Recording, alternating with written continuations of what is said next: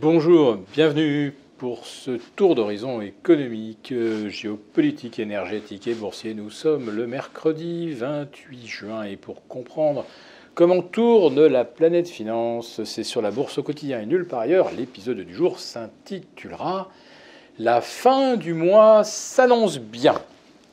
Et oui, voici le CAC 40 reparti à l'assaut des 7300 points, alors que nous ne sommes qu'à 2 jours de la fin du mois, et en fait c'est la fin du premier semestre. Et là on comprend bien qu'il y a des opérateurs qui ont envie de finir le premier semestre au plus haut. Alors tout le monde connaît les 4 sorcières ou les 3 sorcières, on sait que c'est le 3e vendredi du mois, mais le second rendez-vous le plus important, et ça doit être lié également maintenant à des échéances d'options, eh bien c'est le 30 ou le 31 du mois.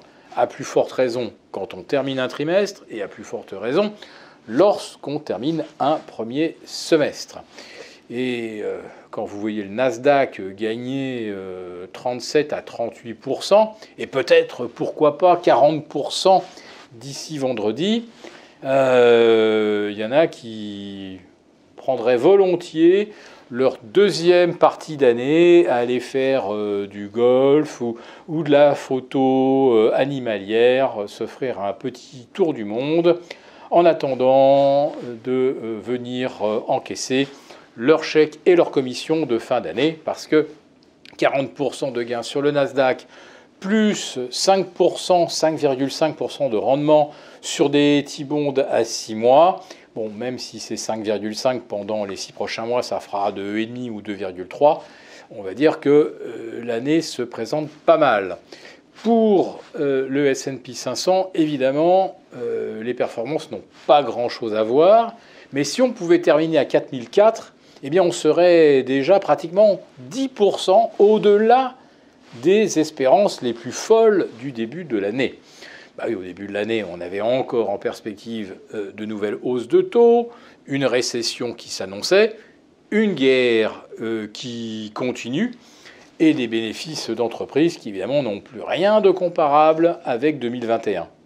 Mais ce qui est assez curieux, c'est que les cours de bourse, eux, par contre, sont tout à fait comparables à 2021, quand on était au plus haut et avec les dividendes les plus copieux.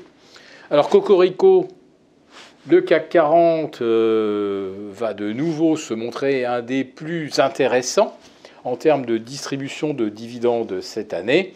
Donc effectivement, ça c'est un bon soutien pour les actions. Alors jusqu'où peut aller le CAC 40 d'ici vendredi ? Ouais, moi je mettrais bien un petit ticket sur 7004 par exemple. Allez, 1,5% de plus, ça ne me paraît pas hors d'atteinte. Les derniers chiffres publiés d'ailleurs aux États-Unis ont largement rassuré sur les risques de récession hier. On a de l'immobilier avec une hausse de 12,2% des ventes de logements neufs. On a un rebond de presque plus 20% depuis le début de l'année. Donc là, on a carrément quelque chose qui doit nous interpeller. C'est que l'immobilier attire des capitaux aux États-Unis. Alors moi je lis que oui, c'est parce que le stock de logements est trop faible, etc. Il y a quand même pour 6 mois et demi de stock, il y a quand même de quoi faire. Non, véritablement, on peut se dire que des gens qui ont beaucoup de cash, eh bien, continuent de se diversifier dans l'immobilier. Ceux qui ont du cash, évidemment, ils ne se posent pas la question de « Mon Dieu, combien va me coûter mon crédit ? C'est horrible, avec les assurances, le prêt hypothécaire me revient à 7,5%. Ben non, eux, ils achètent cash. Donc, ce qu'ils regardent, c'est juste le prix et eh bien, ils regardent le rendement que leur offre également de l'immobilier converti en locatif. Voilà, donc c'est quand même quelque chose qui doit nous interpeller. Aux États-Unis, vous avez manifestement des gens qui diversifient leur patrimoine dans l'immobilier, car les acheteurs, je le répète, évidemment, ce ne sont pas ceux qui vont payer un crédit qui va leur coûter 7,5%. Voilà, ça c'est dit. Donc, aux États-Unis, on a des signaux plus rassurants.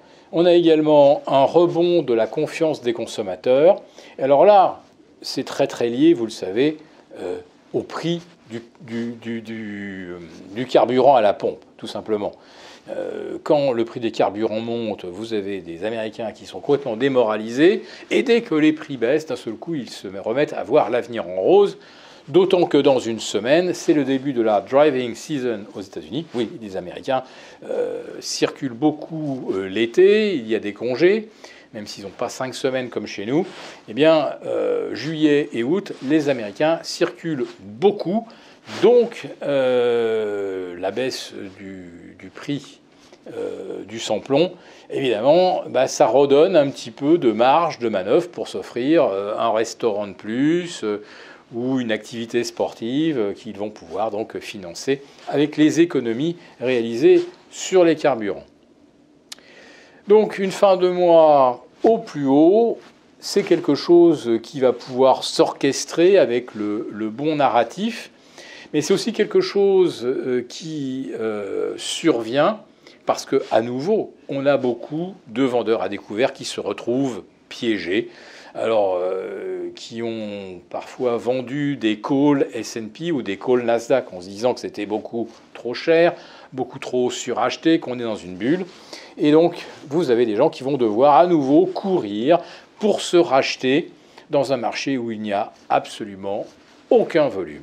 Et c'est ce qui me fait penser là aussi que les 7004 sont tout à fait possibles. C'est qu'il n'y a tellement pas de volume. On n'était même pas à 1,5 milliard hier, mardi soir à 17h30, 1,5 milliard de volume.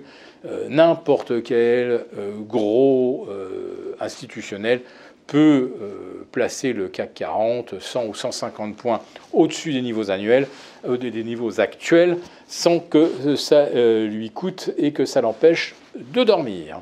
Voilà, si cette rubrique vous a plu, n'hésitez pas à nous mettre un pouce.